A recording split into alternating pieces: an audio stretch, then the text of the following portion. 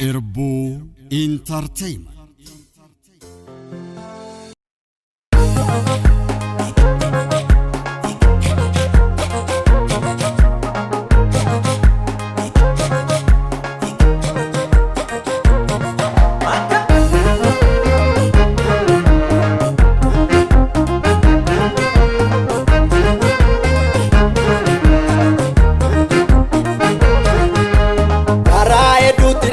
Itti cabaan as qaqqabne dhiigni qulqulluudha lahaa lafeen ayyuus boba'aa qawweedhaan baafna guma jaarraa hedduutti dhamaa itti cabaan as qaqqabne dhiigni qulqulluus lolahaa lafeen ayyuus boba'aa qawweedhaan baafna guma.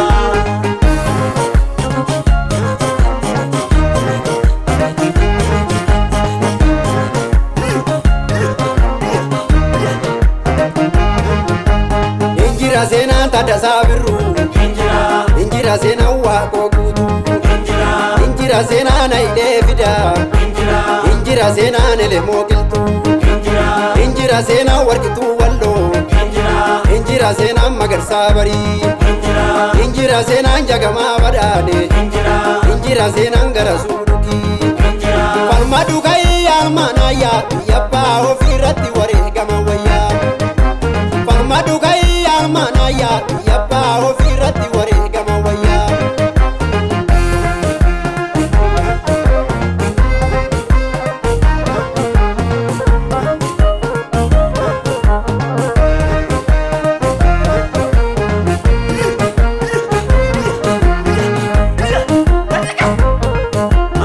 Balbaloo baroodaa jiru filmaanni bidhaan jiru waboo jajjabeeffadhu jiru.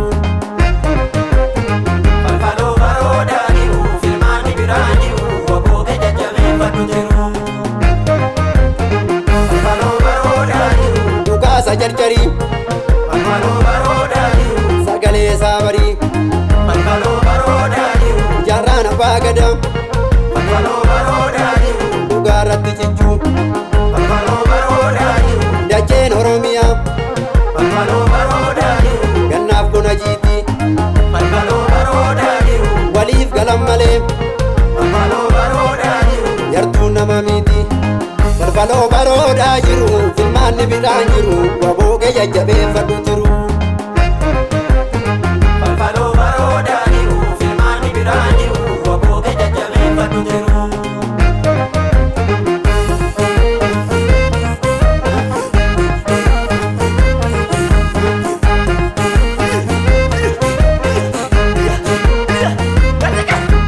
Lolii lolaa walitti dhaamsa labsii qawween cabdee atis qawweedha cabsii.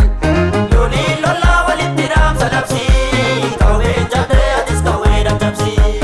Lolii lolaa walitti dhaamsa labsii. Harki muramee maaltu walii nyaata.